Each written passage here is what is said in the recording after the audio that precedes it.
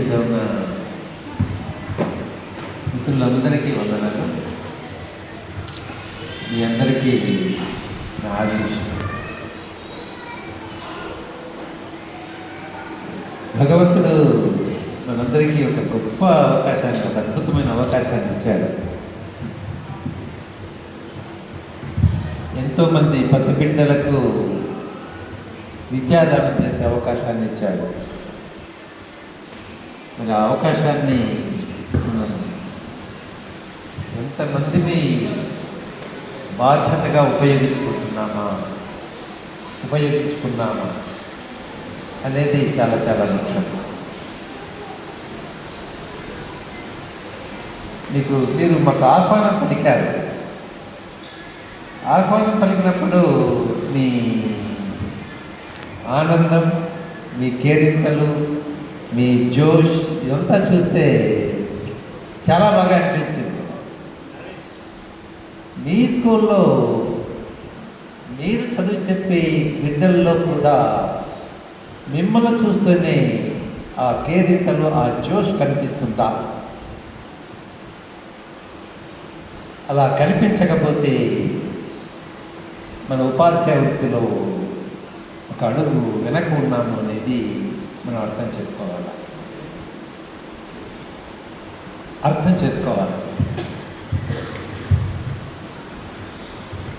మన బిడ్డలు అక్కడ ఎవరైతే చదువుతూ ఉన్నారో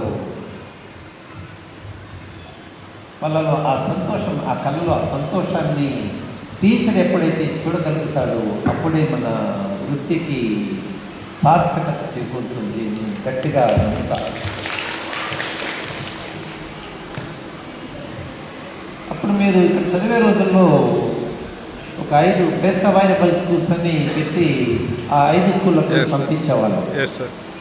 ఆ స్కూళ్ళలో ఒక స్కూలు పరిధి మండలంలో సుబ్బారావుపేట, సుబ్రాయనపల్లి, వేణుమాధవరావు టీచర్. ఆ స్కూల్కి నేను ఒకసారి విజిట్ వెళ్ళాను. స్కూల్లో మనకు అప్పుడు పోస్ట్ బాక్స్ అనేది ఒకటి కనిపించేది. ఆ పోస్ట్ బాక్స్ మ్యాండేటరీ, ఖచ్చితంగా ప్రతి స్కూల్లో అమలు చేయాలి కదా. నేను ఆ పోస్ట్ బాక్స్ని తీసుకొని రాలి ఆ పోస్ట్ బాక్స్ ఓపెన్ చేసి తీసుకొని వచ్చాడు. తీసుకొని వస్తే ఒక పిల్లవాడు, 4వ తరగతి పిల్లవాడు ఆ లెటర్ రాశాడు. ఆ పిల్లవాడికి రాసింది ఏంటి అంటే, సార్ నేను మీరు భాగహారం చెప్పినారు, ఆ భాగహారం నాకు సరిగా అర్థం కాలేదు, నాకు రేపు ఇంకోసారి నాకు చెప్పండి సార్ అని అన్నారు. అంటే మన పాఠశాలలో చదివే బిడ్డలు తమ సందేహాలను అడగగలిగే పరిస్థితి ఏనాడైతే మనం ఇవ్వగలుగుతామో, అలాంటి వాతావరణాన్ని మనం ఎప్పుడైతే సృష్టించగలుగుతామో అప్పుడు మాత్రమే మనం ఉపాధ్యాయ వృత్తిలో ఒక అడుగు ముందుకు వేసినట్టుగా మనం భావించాలి. కాబట్టి ఇదంతా కూడా ఆ పిల్లలు స్వేచ్ఛగా మాట్లాడే అవకాశం, మనస్ఫూర్తిగా వాళ్ళ భావాలు మీకు చెప్పే అవకాశాన్ని మీరు ఇవ్వకపోతే ఒక రాయికి ఒక ఉపాధ్యాయునికి మధ్య తేడా ఉంటుంది అని నేను అనుకోవడం లేదు. మీరంతా రాళ్ళతో సమానంగా నేను భావిస్తాను.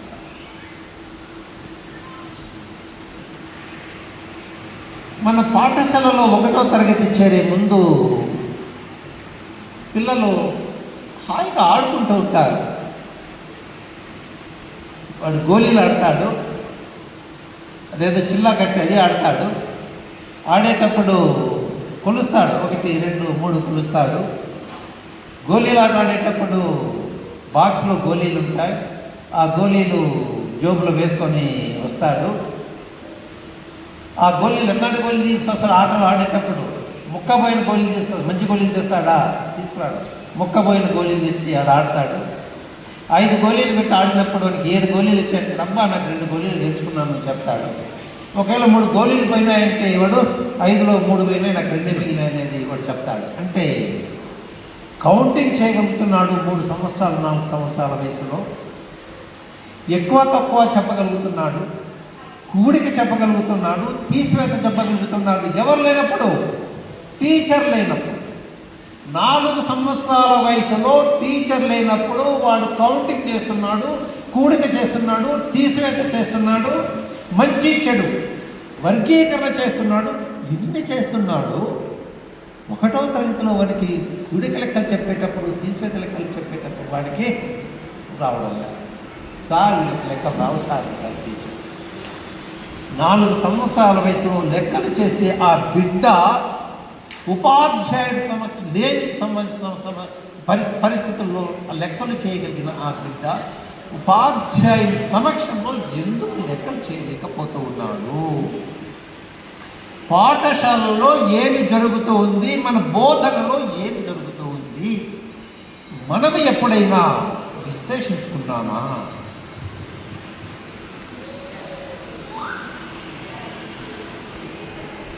ఖచ్చితంగా మనం విశ్లేషించుకోవాల్సినటువంటి అవసరం ఉంది.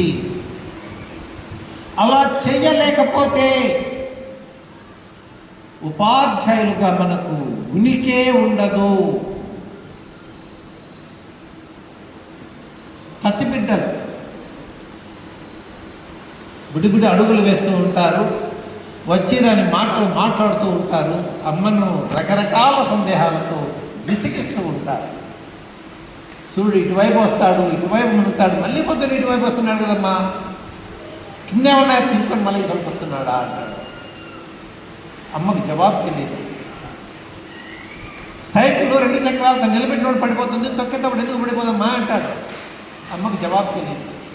వాడి దాడి తట్టుకోలేక, వాడి సందేహాలను నివృత్తి చేయలేక, ఈ విధంగా ఇంకా 4 రోజుల తర్వాత మాట్లాడుతుంటే బాగుండు, అప్పుడే మాట్లాడుతున్న ప్రాణం చేస్తున్నాడే అని అనుకున్న తల్లులు చాలామంది ఉంటారు. అవునా కాదా? అవునా కాదా? అవును సార్. ఇన్ని సందేహాలు అడుగుతున్న ఆ బిడ్డ, ఇన్ని ప్రశ్నలు అడుగుతున్న ఆ బిడ్డ పాఠశాలలో 1వ తరగతిలో చేరిన క్షణం నుంచి మాట్లాడడం మానేస్తున్నాడే.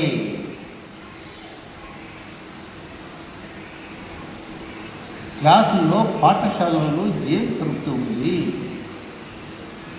మనకి డౌట్ రావడం లేదా? ప్రశ్నించే శక్తి లేదా? 3 సంవత్సరాల వయసులో ప్రశ్నించే శక్తి ఉన్న ఆ బిడ్డ 5వ సంవత్సరం నుంచి కూడా పాఠశాలలో ఉన్నంత కాలం ఏ ఒక్క ప్రశ్న కూడా టీచర్ అడిగిన సందర్భాలు లేని పిల్లలు కూడా చాలామంది ఉన్నారు. ఏమడి సందేహాలు రాలేదా? ఆ సందేహాలు అడిగే అవకాశాన్ని టీచర్గా మనం ఇస్తున్నామా? అలాంటి వాతావరణం లేకపోతే ఉపాధ్యాయులుగా మనం సజీవంగా లేనట్టుగా నేను భావిస్తాను. టీచర్ బ్రతకాలి. మనం చనిపోయిన తర్వాత కూడా మన జ్ఞాపకాలు చాలామంది గుర్తు చేసుకోవాలి. ఆ టీచర్ ఇలా ఉన్నాడు, ఇలా చెప్పారు, ఇలా చెప్పారు. మరి మరణించిన తరువాత కూడా మన జ్ఞాపకాలు ఉండాలి అంటే మరి మన ప్రవర్తన ఎలా ఉండాలి, మనం పాఠాలు చెప్పే విధానం ఎలా ఉండాలి, పిల్లలతో గడపాల్సిన విధానం ఎలా ఉండాలి, ఇవన్నీ కూడా టీచర్ ఒకసారి గుర్తు చేసుకోవాల్సినటువంటి అవసరం ఉంది, విశ్లేషించుకోవాల్సినటువంటి అవసరం ఉంది.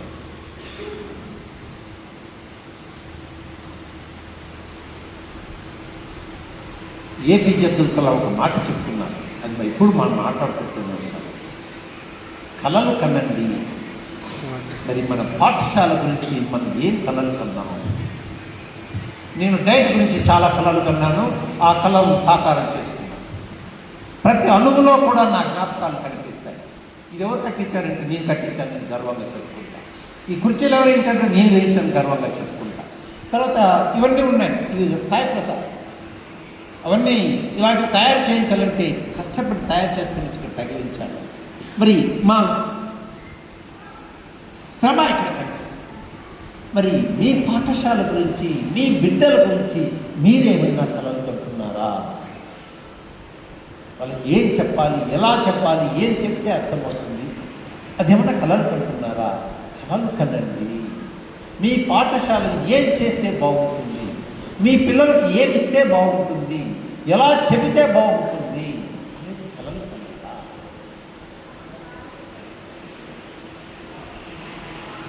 నాకు ఒక 3 డైట్లో పనిచేశాను, కానీ ఈ డైట్ అంటే ఎందుకు నాకు చాలా చాలా ఇష్టం.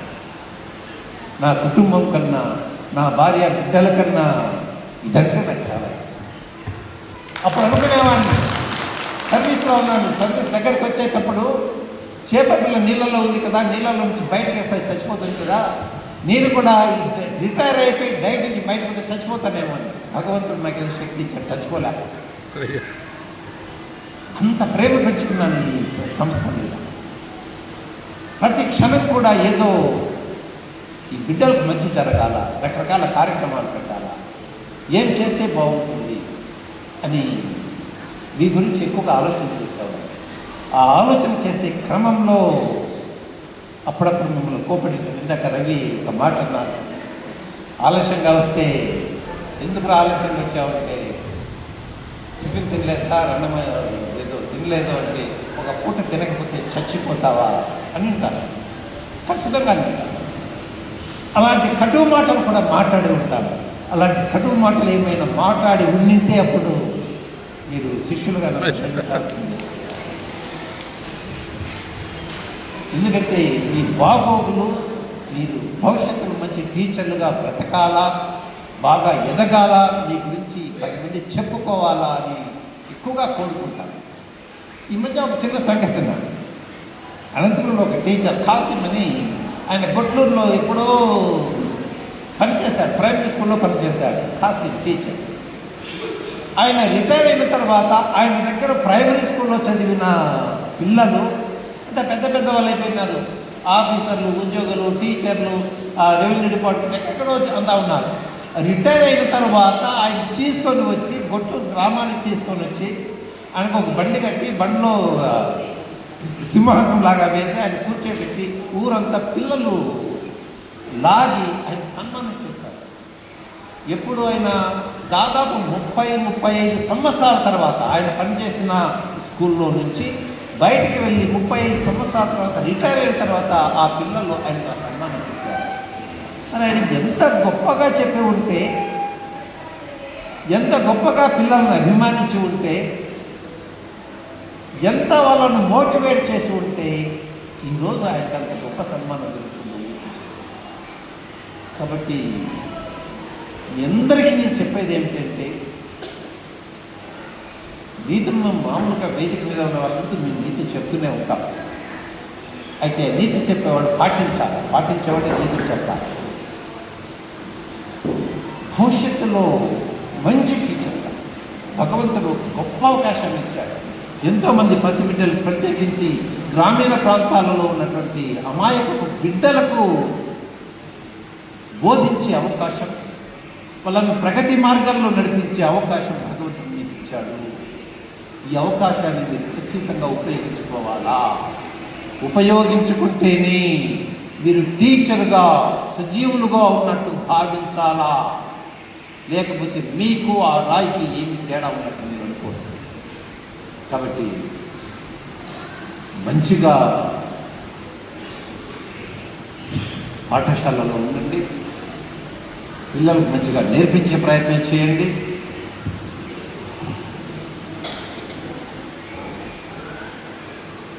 పిల్లలను ప్రశ్నించడానికి అవకాశం ఇవ్వండి,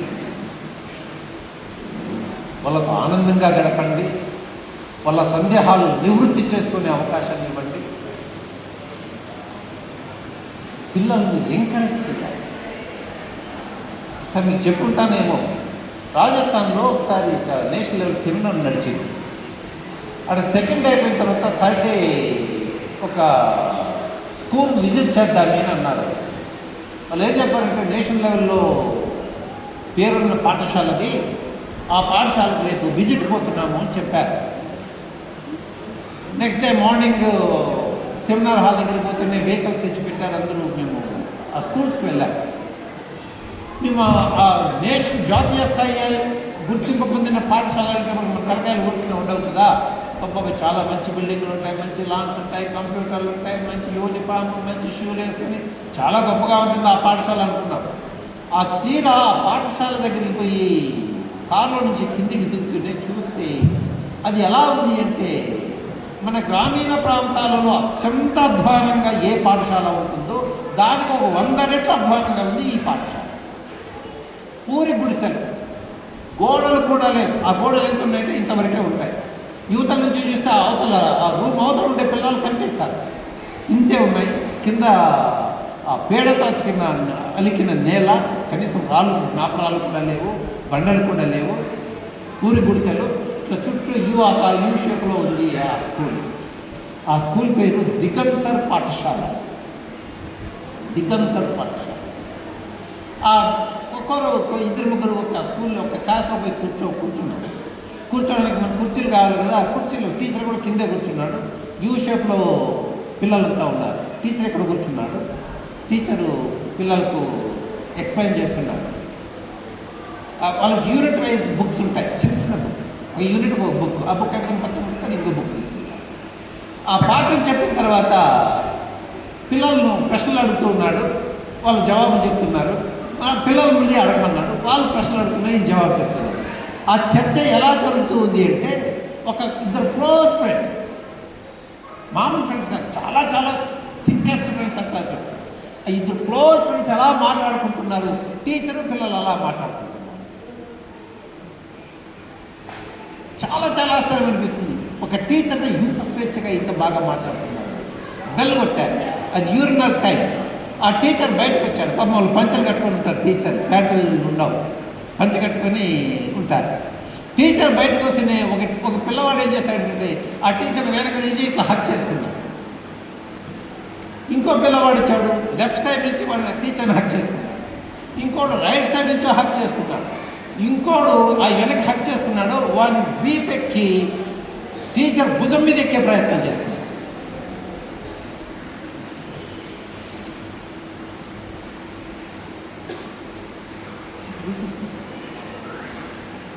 టీచర్ అమ్మ పిల్లకి పట్ట చెరగట్టుకొని బయలుదేరిందమ్మ. బిడ్డ కొడుకు ఆ బట్టలు పట్టుకొని అమ్మ పడుకున్న పాడైపోతుంది.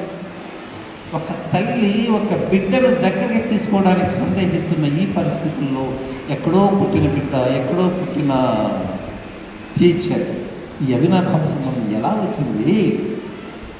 అది జాతీయ స్థాయి గుర్తింపు పొందిన పాఠశాలను ఎందుకన్నారో అప్పుడు అర్థమైంది. ఒక అద్భుతాన్ని చూడగలుగుతాం. మరి పిల్లలను ఎప్పుడైనా వాడు మంచిగా చదివేటప్పుడు భుజం తట్టి వాడిని ప్రోత్సహించామా? ఎంతమంది టీచర్లు ప్రోత్సహిస్తున్నారు?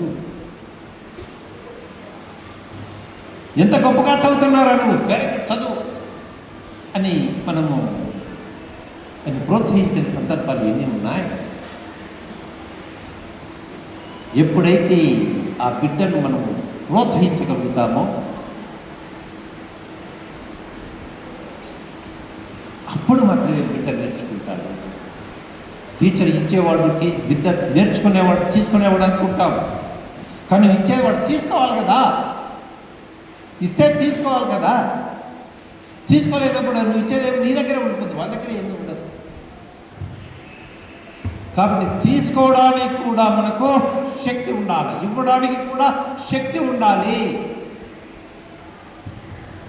ఒక వ్యక్తికి ఇద్దరు కవల పిల్లలు, ఇద్దరికి ఒకే రోజు బర్త్డే వచ్చింది. ఒక 5 సంవత్సరాల తర్వాత వాళ్ళు 1వ క్లాస్లో చేరారు. వాళ్ళ నాన్న ఏం చేశారంటే 2 బాక్సులు తెచ్చి చాక్లెట్లు పెట్టేసి ఇద్దరిని మీ ఫ్రెండ్స్కి ఇచ్చేస్తామన్నారు. పోతూ ఉంటే ఇద్దరిని వెనక్కి పిలిచాడు. ఆయన కండిషన్ పెట్టినాడు. ఏ కండిషన్ పెట్టినాడంటే మిమ్మల్ని చూసి ఎవరైతే నవ్వుతారో వాళ్ళకి మాత్రమే చాక్లెట్ ఇవ్వాలి, నవ్వకపోతే చాక్లెట్ ఇవ్వకూడదు అని చెప్పినాడు. ఇద్దరు పోయినారు. 1 గంట తర్వాత పెద్దది వచ్చింది. దాన్ని బాక్సులు కట్టే చాక్లెట్ ఉన్నాయి. ఏమ్మా అంటే ఎవరికి ఇవ్వలేదు. ఎందుకు ఇవ్వలేదంటే నన్ను ఎవరు నవ్వలేదు అని చెప్పి రెండోది వెంటనే వచ్చింది. అది ఖాళీ బాక్స్తో వచ్చింది. ఏంటమ్మా ఖాళీ ఉన్నాయి బాక్స్లో చాక్లెట్లు లేవంటే అందరికీ ఇచ్చేస్తున్నాను. మరి అందరూ నవ్వారా నిన్ను చూసి? అందరూ నవ్వారు. ముందు నా ఫ్రెండ్ని చూసి నేను నవ్వాను, నేను నవ్వుతూనే నా ఫ్రెండ్ నవ్వింది, నవ్వుతూనే నేను చాక్లెట్ ఇచ్చాను. ఇద్దరు టీచర్, ఇద్దరు మనం టీచర్లు అనుకుంటే పెద్దది టీచర్, చిన్నది టీచర్. పెద్దది ఇవ్వాలనుకుంది, ఇవ్వలేకపోయింది. చిన్నది ఇవ్వాలనుకుంది, ఇవ్వగలిగింది. టీచర్ కూడా అంతే, ఇచ్చే శక్తి ఉండాలి. ఎదురుగా ఉండే బిడ్డను తీసుకునే అవకాశాలు ఎప్పుడైతే మనం ఇవ్వగలుగుతామో అప్పుడు మాత్రమే నువ్వు ఇవ్వగలుగుతావో వాడు తీసుకుంటాడు. కాబట్టి వాడు తీసుకోవాలంటే వాడితో స్వేచ్ఛగా ఉండాలా, సంతోషంగా ఉండాలా, వాడిని ఇష్టపడాలా, వాడిని ప్రేమించాలా. ఇవన్నీ లేకుండా టీచర్గా నేను ఉద్ధరిస్తాను అంటే మనం ఏమీ ఉద్ధరించలేదు, ఏమీ చేయలేదు. కాబట్టి ఈ విషయాన్ని మీరు దృష్టిలో పెట్టుకోండి.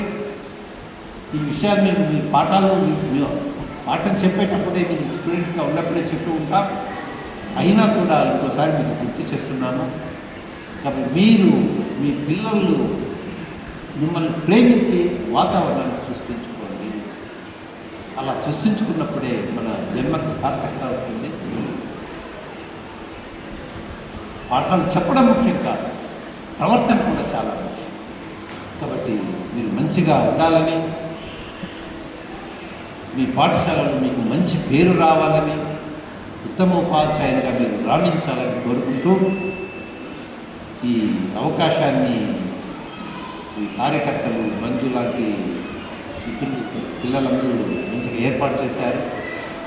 ఇక్కడ మీ జ్ఞాపకాలు గుర్తు చేసుకునే అవకాశాన్ని కల్పించుకోవాలి. మీరు భోజనం చేసిన తర్వాత వచ్చి కూర్చొని ఇంకా మాట్లాడుకోండి.